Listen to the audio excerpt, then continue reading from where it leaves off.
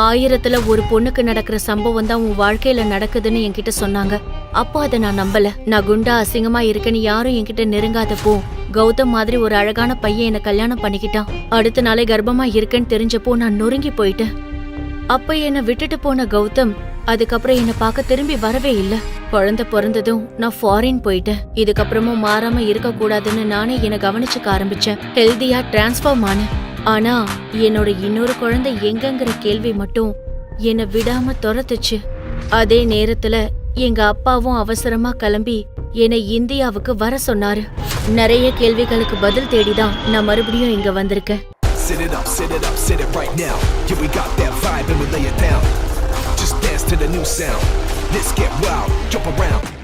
இந்தியால இருந்து தோத்து போய் வெளியே போனா எல்லாத்தையும் சரி பண்ணி ஜெயிச்சுட்டு போகணும்னு முடிவு பண்ண. ஆனா விதி விளையாட ஆரம்பிச்சது. நானும் என் பொண்ணு ஏர்போர்ட்ல இருந்து எங்க கார்ல ஏறதுக்கு முன்னாடி யார பார்க்க கூடாதுன்னு நினைச்சனோ அவன் எங்களை ஃபாலோ பண்ணி வந்து நின்னான்.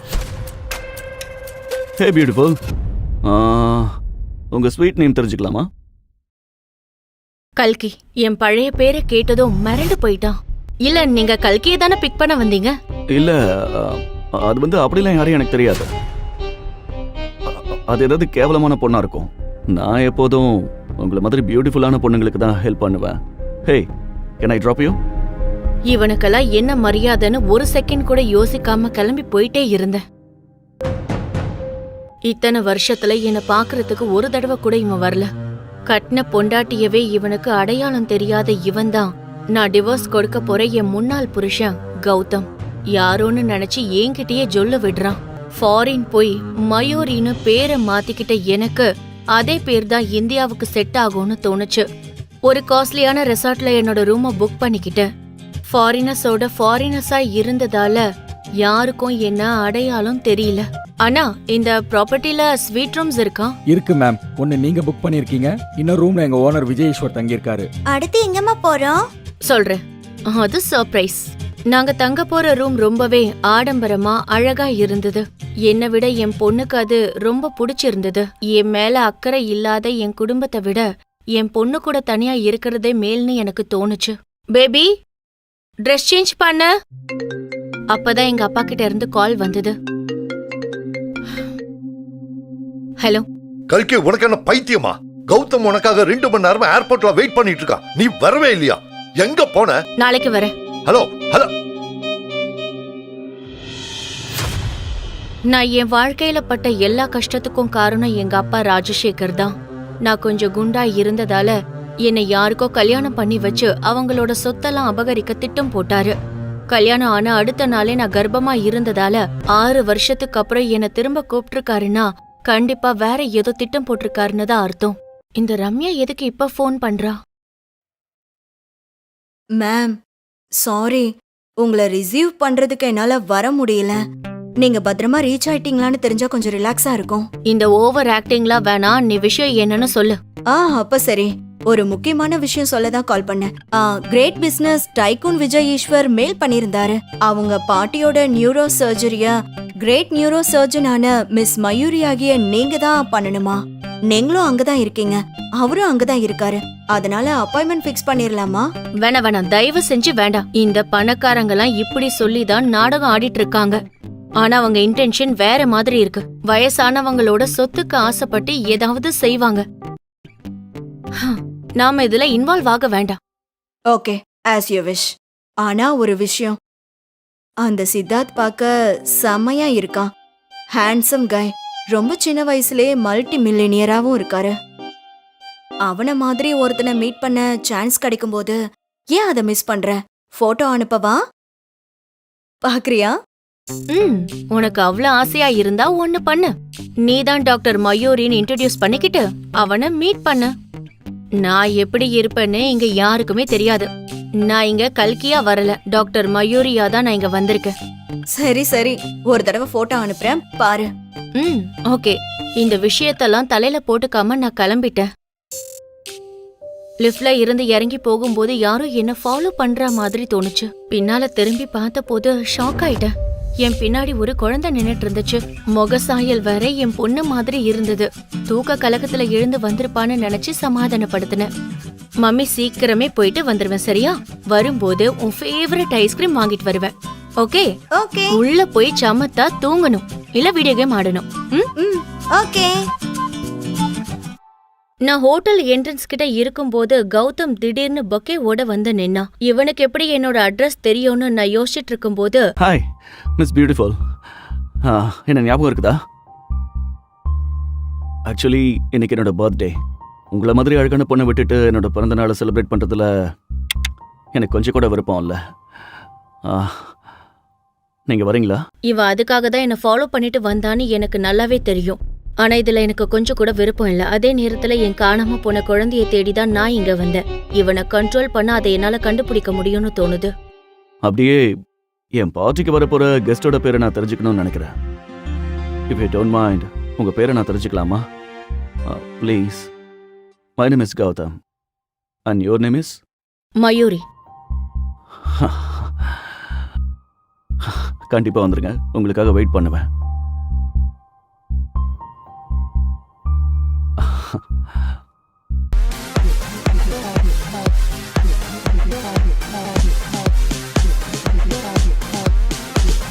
அங்க யாரோ ஒரு பொண்ணு என் ஜூனியர் அஞ்சலி கூட சண்டை போட்டுட்டு இருந்தா.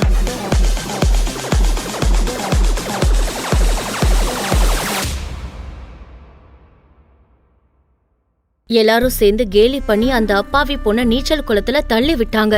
தள்ளி விட்டது யாருன்னு எனக்கு அப்புறமா தான் தெரிஞ்சது. அது வேற யாரும் இல்ல, என் சித்தி பொண்ணு சந்தியா தான் அது. ஆனா அவ கௌதம் பார்ட்டில என்ன பண்ணிட்டு இருக்கா? நான் அடுத்த வருஷமே மிஸ் தமிழ்நாடு ஆக போறேன். அதுக்கு அடுத்த வருஷம் மிஸ் இந்தியா ஆயிடுவேன். ஆனா நீ இன்னும் உங்க அக்கா தான் அழகுன்னு என்கிட்ட வாதாடுறியா? ஆமா, நீங்க எத்தனை தடவை கேட்டாலும் கல்கி அக்கா தான் அழகு. சரி, அப்போ நாம ஒண்ணு பண்ணலாமா? ஓட்டிங் வச்சுக்கலாம். நீங்களே பாருங்க, இந்த போட்டோல இருக்கிற கல்கி என்னை விட ரொம்ப அழகா இருக்காளா? சந்தியா ஒரு லைட்டரை எடுத்து என் போட்டோக்கு நெருப்பு வச்சு அதை மொத்தமா எரிச்சு சாம்பலாக்குனா. என்னால இத பொறுத்துக்கவே முடியல. சோ गाइस, எல்லாரும் ஓட்டிங்க்கு ரெடியா இருக்கீங்களா? சரி சொல்லுங்க, உங்களோட ஓட்டு யாருக்கு?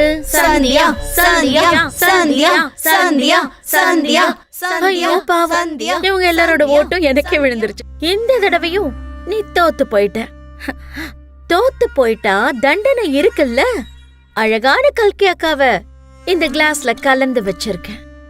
இத இப்ப நீ குடிக்கிற. இந்தா.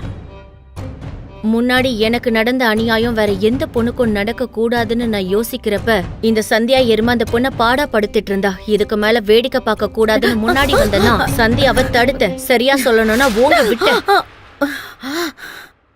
தேங்க்யூ. நீங்க யாரு? வெற்றியா தோல்வியான்னு ஆட்டம் முடியறதுக்கு முன்னாடி முடிவு பண்ண கூடாது. அந்த போட்டோல இருக்கிற கல்கி நான் தான். அப்போ அந்த போட்டோல இருக்கிற கல்கியே இவங்க அடையாளமே தெரியல. நீ ஓட்டிங் முடிஞ்சதும் ஏதோ ஒன்னு சொல்லிட்டு இருந்தல்ல, தோத்தா தண்டனைன்னு. அதே தண்டனைய நான் உனக்கு தரவா? குடிக்கிறியா? சந்தியா அந்த கிளாஸ பிடுங்கி தரையில ஓங்கி அடிச்சா. பார்ட்டி சத்தத்தை தாண்டி அந்த சத்தம் பெருசா கேட்டுச்சு. என் அம்மா அப்பா காதுலயும் அது கேட்டிருக்கணும். இவ என்ன விட அழகா இருக்கா. கௌதம் மட்டும் இவள பார்த்தான்னா நம்ம கதை முடிஞ்சது. சின்ன கழட்டி விட்டுடுவான். ஏதாவது பண்ணி ஆட்டத்தை களைச்சிடணும். ஆமா அப்பா, இந்த கல்கி பர்த்டே பார்ட்டிக்கு வந்து என்ன அசிங்கப்படுத்திட்டாப்பா. நான் ஒரு கன்சர்னுக்காக ஏன் இப்படி இழைச்சிட்டேன்னு கேட்டேன். அதுக்கு அவ கோவப்பட்டு, நான் உன்னை விட ரொம்ப அழகா இருக்கேன், உனக்கு என்ன யோகியதை இருக்கு என்ன பத்தி பேசுறேன்னு சொல்லி எல்லாரும் முன்னாடி என்ன அரைஞ்சிட்டான். ஏன் இப்படி செய்யற கல்கி? நான் உன்னை கூப்பிட்டதுக்கு பிஸியா இருக்க, நாளைக்கு வரேன்னு சொன்ன. இப்ப கௌதமோட பார்ட்டிக்கு வந்து நம்ம குடும்பத்தை அவமானப்படுத்துறியா? இதெல்லாம் உனக்கு ஒரு பழப்பா? முதல்ல கௌதமுக்கு டிவோர்ஸ் கொடுத்துட்டு நீ என்னமோ பண்ணி தொலை. நான் உன்னை எதுவும் கேட்க மாட்டேன். ஏன் மனசுலயும் அதேதான் இருந்தது. முதல்ல இந்த கௌதம் கிட்ட இருந்து டிவோர்ஸ் வாங்கணும். இத்தனை வருஷமா நீ பண்ணிட்டு இருந்த எல்லா பிரச்சனையும் போதும் கல்கி. தயவு செஞ்சு இந்த டாக்குமெண்ட்ல சைன் பண்ணு. இது என்ன டிவோர்ஸ் பேப்பர்ல சைன் பண்ண சொல்றீங்கன்னு பார்த்தா வேற ஏதோ டாக்குமெண்ட்ஸ் அட்டாச் பண்ணிருக்கீங்க. அது என்னன்னா, நீ டைவர்ஸ் கொடுத்ததுக்கு அப்புறம் நானும் உன் சித்தியும் கௌதம்ம நம்ம சந்தியாவுக்கு கல்யாணம் பண்ணி கொடுக்கலான்னு முடிவெடுத்திருக்கோம். 2 பேருக்கும் ஓகே தான். இன்ஃபேக்ட் சந்தியா வர கௌதம ரொம்ப லவ் பண்றா. ஆனா கௌதமோட தாத்தாக்கு ஒரு ஆசை இருக்கு. அது என்னன்னா, ஓ அம்மா வசுந்தரா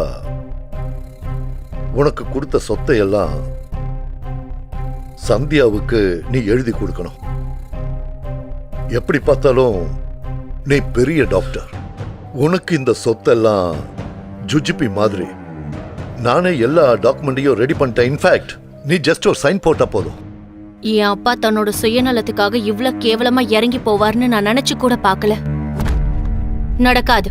இந்த உலகத்திலேயே அம்மாவோட ஞாபகமா எனக்கு இருக்கிற அடையாளம் இது ஒண்ணுதான். என்னோட சொத்தை நான் வேற யாருக்கும் எழுதி தர முடியாது. ஏன் இப்படி உயிரை வாங்குற கல்கி? ஏற்கனவே கல்யாணத்துக்கு முன்னாடியே பிரெக்னன்ட் ஆகி சொந்தக்காரங்க முன்னாடி மானத்தை வாங்கினது போதாதுன்னு நினைக்கிறியா? இப்ப உன் தங்கச்சியோட எதிர்காலத்துக்காக இந்த ஒரு நல்லது கூட செய்ய மாட்ற? என்ன நினைச்சிட்டு இருக்க கல்கி? இந்த சொத்தை நீ என் பேருக்கு எழுதி கொடுக்கலனா கௌதம் என்ன கல்யாணம் பண்ணிக்க மாட்டார்னு நினைச்சியா? நீ தப்பா புரிஞ்சிட்டு இருக்க. கௌதம் என்ன ரொம்ப லவ் பண்றாரு. அந்த லவ்க்காக உன்னை விட்டுட்டு என்ன கல்யாணம் பண்ணிக்க ரெடியா இருக்காரு. அழகு அந்தஸ்தெல்லாம் அவருக்கு ஒரு விஷயமே இல்ல. கரெக்டா அந்த நேரத்துல கௌதம் கார்ல வர அவன் என்ன பாத்துட கூடாதுன்னு தடுக்கிறதுக்கு விழுந்தடிச்சு ஓடினா சந்தியா. அவ யார கேட்டு இங்க வந்தா? இன்னைக்கு என்ன பார்க்க என் ஃப்ரெண்ட்ஸ் எல்லாம் வந்திருக்காங்க. எதுக்கு அவளை உள்ள விட்டீங்க? நானே அந்த பானைய வெளியே உருட்டி விட்டு. Gautham calm down. அவ உன் முகத்தை பார்க்கவே பயந்து சாகுறான். எஸ், இத்தனை வருஷம் கழிச்சு இன்னும் குண்டாகி வந்திருக்கா. நான் அதுக்காக தான் சொல்றேன். நீ முதல்ல வா வா. இன்னைக்கு உன்னோட பர்த்டே பார்ட்டி நடக்குது. இன்னைக்கு முழுக்க நீ சந்தோஷமா இருக்கணும். அதுதான் எனக்கு முக்கியம். கௌதம் அவ டிவோர்ஸ் பேப்பர்ல சைன் பண்ணிட்டு உடனே கிளம்பி போயிடுவான். You know what?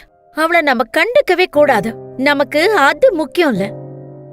நான் உனக்காக கஷ்டப்பட்டு ஒரு ஸ்பெஷல் பார்ட்டி அரேஞ்ச் பண்ணிருக்கேன். Come with me. உனக்கு ஒரு ஸ்பெஷல் ட்ரிங்க் ரெடி பண்ணி தரேன். நீ உன் ஃப்ரெண்ட்ஸ் கூட இருக்கும்போது நான் உனக்கு ஒரு சர்ப்ரைஸ் கொடுப்பேன். ஓகேவா? Gautham come with me. போதும் வா. Hey bro, it's my party. Cheers. Guys, drink up. Cheers. நான் வந்து பாக்கும்போது கௌதம் முழு போதையில தள்ளாடிட்டு இருந்தான். இந்த நேரத்துல நான் அவன் கிட்ட பேச்சு கொடுத்தா காணாம போன என்னோட குழந்தைய பத்தி அவன் ஏதாவது உளறுவான்னு தோணுச்சு. சரியா அவன் கிட்ட போய் பேச ட்ரை பண்ணும்போது சந்தியா வந்து என்ன தடுத்துட்டா.